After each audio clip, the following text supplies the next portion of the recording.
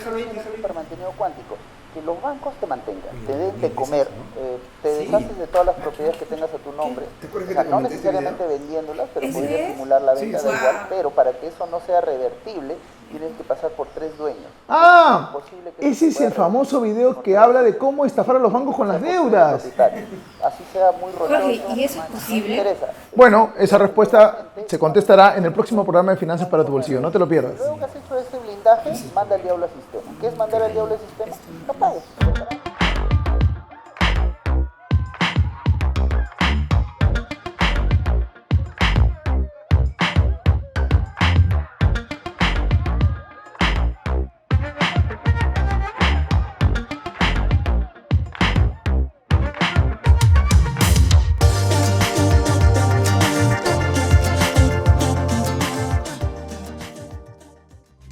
Hola amigos, el día de hoy en Finanzas para tu Bolsillo, como lo prometimos, un tema que está dando mucho que hablar. Hay un famoso videíto que está por ahí dando vueltas en redes sociales, en el cual se habla de un tema bastante polémico. Es más, para ser honestos, tengo amigos personales que me cochinean, ¿no? Y me dicen que ahora son más financieros que yo y que ellos tienen la fórmula secreta para poder meter cabeza al banco. Entonces, para hablar de esto, hoy día estamos con Jorge Carrillo, uno de los principales expertos en finanzas personales del país, quien nos aclarará esto para que la población tenga la data precisa con la cual pueda decidir sobre si seguir estos consejos u otro camino. Jorge, muchas gracias por acompañarnos. A ustedes por la invitación.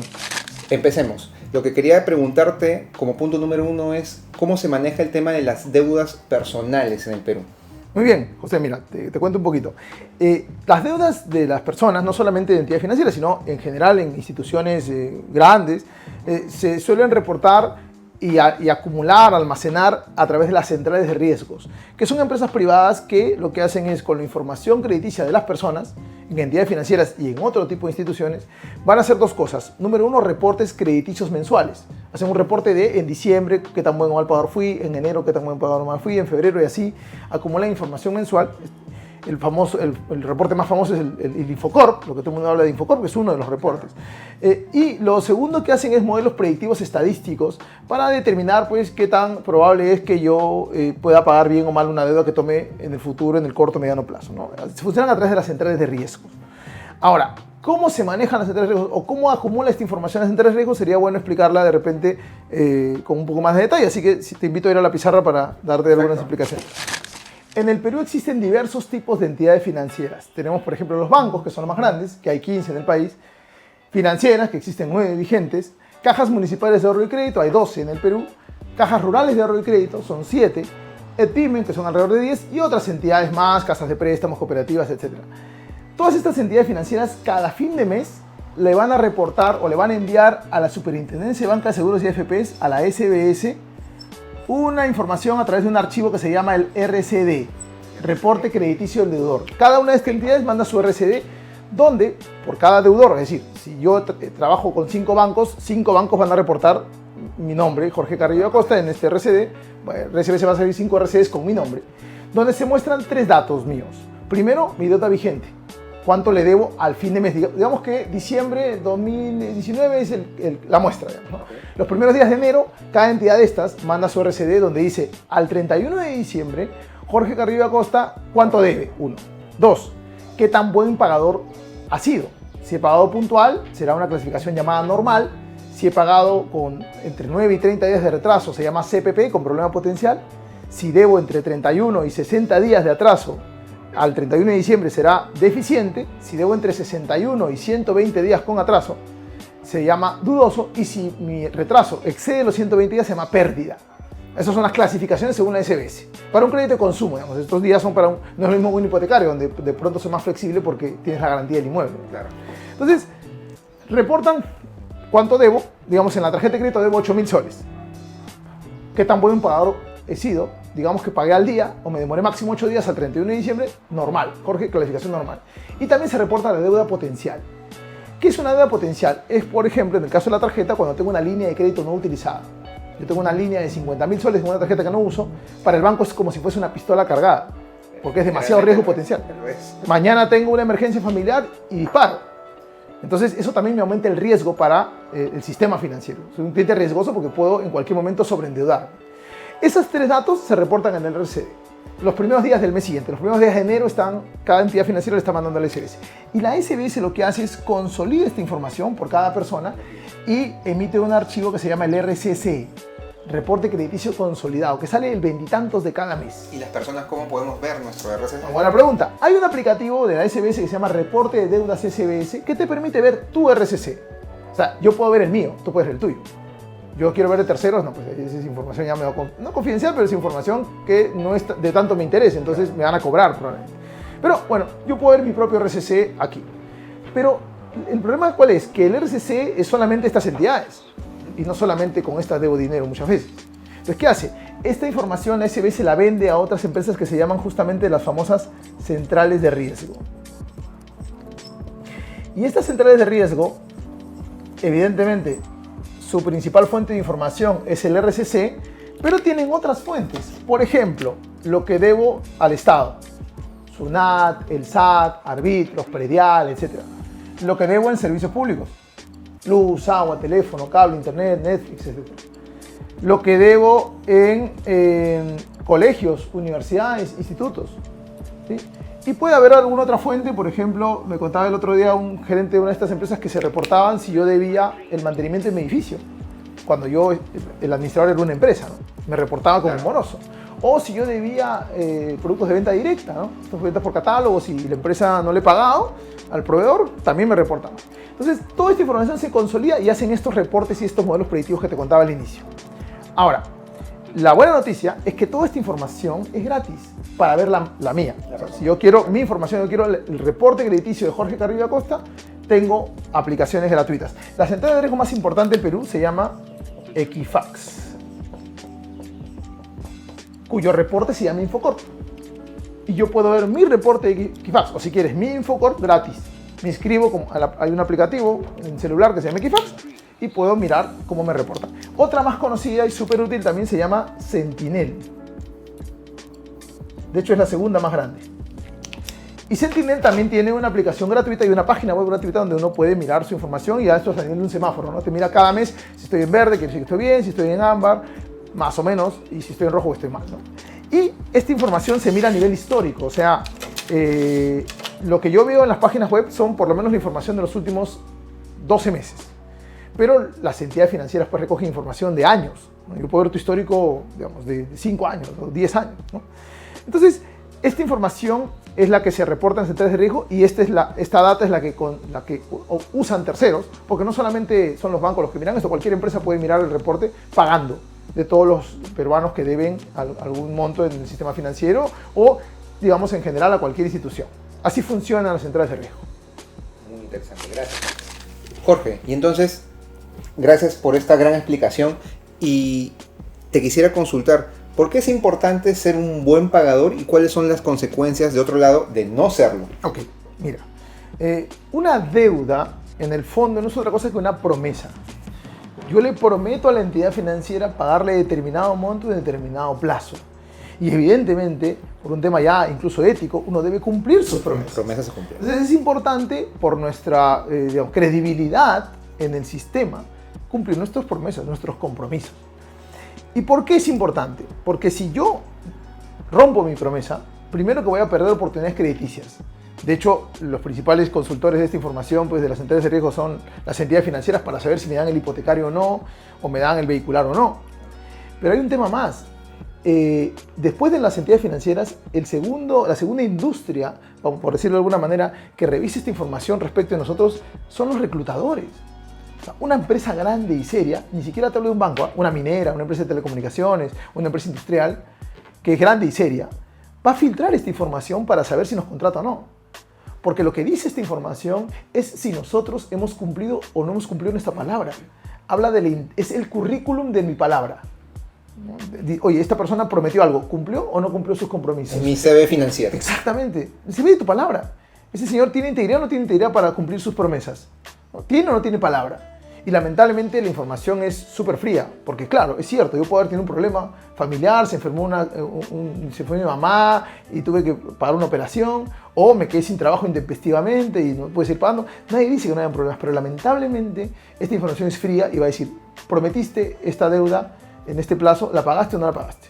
Entonces, esta información tenemos que cuidarla como oro en polvo, porque nos puede restar oportunidades crediticias cuando querramos seguir creciendo y comprar, hacer un negocio, un crédito hipotecario, pero sobre todo porque nos puede quitar oportunidades laborales, por lo menos en las empresas grandes y serias que miran esto como parte de sus filtros, ¿no? Por eso es importante ser un buen pagador y evitar estas malas consecuencias, ¿no?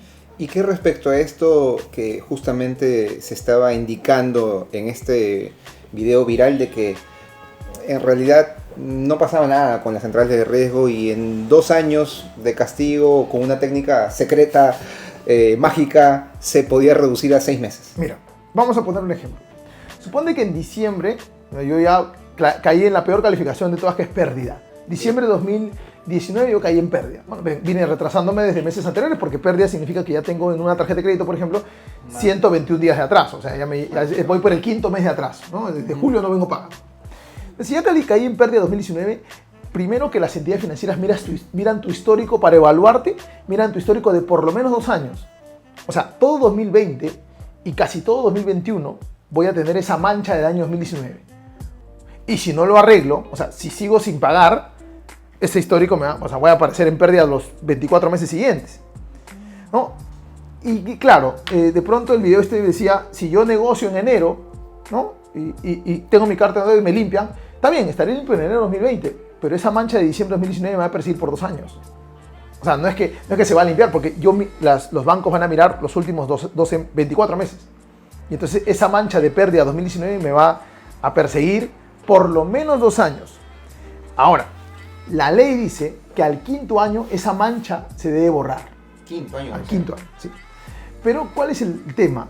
Que si bien es cierto, se debe borrar de forma pública, la verdad es que las entidades financieras van a tener ese mal registro en su base de datos históricamente. ¿Por qué tendrían que borrarlo? A ver, yo sí sé que este patita hace 10 años le metió cabezazos al sistema financiero, por más que no sea legal publicarlo, yo lo voy a pedir en una base de datos interna. No se lo diré, pero no lo voy a rechazar. O sea, esto me va a perseguir porque, claro, las entidades financieras y las empresas grandes que contratan van a mirar pues tu historia crediticia, y tu historia crediticia no se borra en 2 años. O sea, no cambias, o sea, tu comportamiento es tu comportamiento. Y bueno, nadie dice que no puedas caer en un problema, pero la idea es tener intención de pagarlo y arreglarlo lo más pronto posible, ¿no? Correcto.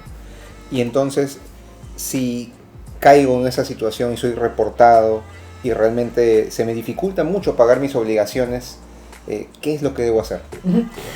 Primero empecemos por lo que no debo hacer. No debo esconderme debajo de la mesa y esperar que el tiempo pase, porque va a ser peor. O sea, voy a empezar a salir mal calificado. ¿Qué sí debería hacer? Ir a la entidad financiera. Decirle, mira, tenía un problema, ya no te puedo pagar la cuota de 1.000 que te venía pagando, me quedé sin trabajo, tuve una emergencia y me despresupuesté, solo te puedo pagar 500. Probablemente lo que haga el banco es lo que se llama un refinanciamiento. Me va a replantear la deuda, me va a estirar el plazo lo más que pueda, y es cierto que momentáneamente me va a calificar como con categoría refinanciada. O sea, voy a estar con una manchita chiquita, pero una manchita en el sistema porque finalmente no he cumplido con mi promesa inicial. Pero al menos he ido a renegociar antes de incumplir. Entonces voy a caer en una categoría de refinanciado, pagando mi cuota ahora de 300 en este ejemplo. Pero si yo pago puntualmente esos 300 soles durante 6 meses, al 6.º mes puedo ir al banco y decir, bueno, con mi nueva promesa estoy cumpliendo, así que corrige esa clasificación y vuélveme a un crédito vigente. O sea, quítame la mancha de refinanciado, quítame la etiqueta de refinanciado y ponme otra vez como un cliente con crédito vigente. Con lo cual ya puedo tener acceso sin ningún problema al sistema financiero formal. Entonces, yo diría que negociar con el banco siempre. Ahora, si esta información la recibo ya con deudas retrasadas de hace tiempo, es nuevamente, voy al banco y me acerco. Y sí es cierto que los bancos hacen campañas, ¿no? O empresas de cobranza, ¿no? Te dicen, oye, mira, te voy a descontar tanto, etc. Pero digamos, lo ideal no es esperar a que eso pase, sino en la medida de lo posible, apenas yo sepa. Más, puede que mi cuota venza el 25 de enero, pero yo ya sé que me quedé sin trabajo y no voy a poder pagar toda la cuota entera. Entonces, antes de que caiga en vencido, ir y negociar con la entidad financiera. O sea, a la entidad financiera no le conviene que tú dejes de pagar y prefiere cortarte a la mitad de la cuota y extenderte el plazo que esperar a que tú dejes de pagar y se acumulen intereses y después sea impagable la deuda. Porque si no la van a castigar, que es echarle tierrita. Entonces las entidades financieras lo que quieren es salvar la deuda. A ellos o sea, los va a perjudicar en sus resultados, ¿no? Entonces cualquier funcionario del banco, lo peor que puede pasarle es que tú dejes de pagar y te desaparezcas. Siempre, siempre es bueno ir y negociar. Y yo creo que incluso se podría aprovechar una coyuntura de tasas a la baja, que en estas épocas es bastante favorable. ¿Qué opinas tú de incluso acercarse tal vez a otro banco a que compre la deuda? ¿Podría ser una opción? Es una buena opción siempre y cuando todavía permanezco puntual. O sea, si en mi RCC, si en mi histórico de centrales de riesgo, yo soy un cliente todavía en calificación normal, todos los bancos van a querer comprar la deuda. Claro. Porque soy un buen cliente. Claro, en realidad es relativo. Cada banco tiene una política de créditos diferente. Pero te podría asegurar que el 99% de las entidades financieras van a pedir que en el último mes reportado estés normal. O sea, los mínimos, el último mes tiene que estar puntual. Los anteriores de repente puedes tener un lunarcito CPP, puedes tener por ahí que un deficiente, ya, pero el último mes reportado tienes que estar normal. Entonces, claro, si yo todavía no caí en CPP y sigo en normal, tengo la oportunidad de negociar con otros bancos una posible compra de deuda, ¿no? Donde me van a extender el plazo probablemente y va a bajar mi cuota, ¿no? Eso es totalmente posible siempre y cuando he sido un buen pagador. Si ya caí en CPP, si ya me están reportando en centrales como CPP, es muy difícil. Porque los bancos tienen que hacer lo que se llama una provisión. O sea, tienen que registrar una pérdida. Y si tú eres un cliente normal y te pides 100.000 soles, yo provisiono el 1%. Yo registro 1.000 soles de pérdida. Pero tú ya estás en el CPP, yo tengo que, desde el momento que te doy el préstamo, tengo que poner como pérdida el 5%, 5.000 soles. 5 veces más. Ya no me conviene. Estás en deficiente, tengo que poner 25%. 25.000 soles de pérdida. Estás en dudoso, 60%. Y estás en pérdida, 100%. Entonces yo no quiero reportar el mal resultado, ¿no? Claro. Entonces, si tú eres normal, es la provisión genérica, se llama eso, el 1% nada más en un crédito de consumo. Entonces eso, evidentemente, a los bancos les conviene. Y casi todas las políticas de las entidades formales es último mes 100% normal. Para concluir esta parte, pero sin embargo hay otro tipo de entidades que no son tan reguladas por SBS, casas de préstamo sobre todo, que pueden prestarte, así estés en pérdida, porque no tienen que hacer estas provisiones, porque no están reguladas por SBS. Okay. ¿No? Pero ahí habría que ver pues, cuánto es la nueva cuota y qué tan complicado va a ser seguir pagándonos, ¿no? Hay alternativas igual en el sistema. Hay algunas empresas que con descuento por planilla, o sea, pagándote de la cuenta sueldo, o con un convenio con tu empresa para que de la cuenta sueldo o de tu sueldo me retengan la cuota y le paguen a la entidad, te pueden dar préstamos totalmente formales, ¿no? Existen esas entidades. Pero, digamos, yo, antes de caer en este problema, preferiría, en tanto todavía no haya caído en default, poder ir a negociar una compra de deuda con una entidad financiera formal que tiene condiciones crediticias mucho más baratas, ¿no? Y entonces, si te entiendo bien, el paso número 1 es, de todas maneras, jamás enterrar la cabeza. No dar siempre la cara, ser responsables con nuestras obligaciones. ¿Y qué es cierto ahí? Disculpa la consulta de repente, respecto a que algunas personas pueden blindarse traspasando sus bienes hasta con 3 ventas sucesivas y te vuelves intocable. Bueno, legalmente es cierto. Lo que sucede es que eso es un extremo, porque claro, si yo le debo al banco 100.000 soles, me escondí y han pasado 2 años y no pago, el banco puede enjuiciarme y embargarme los bienes que tenga a mi nombre para poder cobrarse. Pero claro, lo que está diciéndote es, oye, mira, como no piensas pagarle, ni le vas a pagar, ni quieres arreglar, simplemente quieres echarle tierrita tú también al crédito, entonces mejor vende todo para que el banco no pueda embargar nada. Pero ya eso es eso es planificar la estafa, ¿no? Y nuevamente, a ver, lo pongo de esta manera, hay que tener cuidado con el cumplimiento de nuestra palabra. Con nuestro CB financiero. Claro, es que es tu integridad, ya ni siquiera financiera, en general. Tú le haces una promesa a una entidad financiera, tú prometes una cantidad de plata en un determinado momento y tenemos que cuidar nuestra palabra, es el activo más valioso que tenemos, nuestra credibilidad. Y entonces, si yo voy a tomar un préstamo, es como si yo te dijera a veces que préstame tu camisa y si la camisa la voy a usar como trapero, no toca, te la voy a devolver. Pero ya sé que lo voy a hacer así, sin embargo te pido que me la prestes y te la devuelvo en un mes. ¿Cómo estoy quedando yo? Por más que tú no me puedas enjuiciar. Finalmente, y hay que tener en cuenta, muchas veces se critica mucho a la banca y hay cosas criticables del sistema financiero, pero para muchos microempresarios que yo conozco, la banca fue la oportunidad de crecer. Entonces, cuando ningún banco grande le daba dinero, vino una caja y le prestó sus primeros 5.000 soles y con eso pudo hacer negocio y pudo crecer. Entonces, esta es una entidad que te tendió la mano en su momento y lo peor que puedes hacer es, o sea, morderle la mano que te de comer. Entonces, con cuidado con eso, porque, repito, no estoy diciendo que todos los bancos sean angelitos, pero tú estás asumiendo una promesa, estás firmando un contrato y estás asumiendo un compromiso con una entidad. Y tienes que cumplir tu compromiso por un tema ya ético, ¿no? Y de cuidar tu palabra como activo intangible más valioso que uno tiene, ¿no? Yo creo que la regla más general que podríamos sacar en eso es siempre ver si en la posición contraria nosotros estaríamos de acuerdo con esa conducta. Es decir, ahora me deben a mí. Ser empáticos. Si me hacen esas técnicas a mí, ¿estaría de acuerdo o no? Porque la verdad es que he leído muchos comentarios, he visto a mucha gente ensalzando este tipo de comportamientos y yo me pregunto si ellos estando del otro lado también serían igual de... Ah, sí, claro, deja de pagarme, ¿no? Bueno, vas a recibir muchos comentarios probablemente y me han pasado, no, pero si los bancos me cobran unos intereses leónicos. Pero a ver, tengamos claro una cosa, no digo que los bancos sean unos santos, repito, pero tú estás asumiendo ese compromiso, o sea, tú estás firmando un contrato, etc. Y por más que el banco sea una entidad financiera totalmente criticable, ¿eso me justifica que yo sea un estafador? Por supuesto que no. O sea, eso no es ninguna justificación. O sea, yo rompo mi promesa porque tú eres estafador. O sea, no, yo tengo que cuidar mi palabra por más que le prometa algo a un estafador o a un ángel. Correcto. Porque es mi palabra la que está en juego, más allá de la persona con la que intervengo yo en este contrato, ¿no? Correcto, Jorge.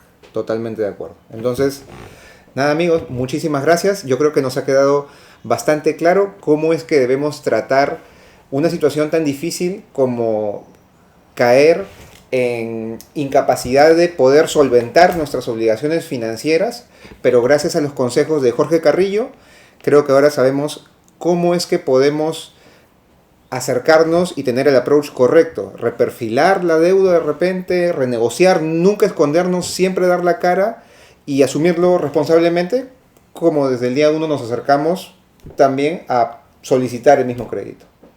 Jorge, muchísimas gracias. No, gracias a ti, José, por la entrevista. Un placer.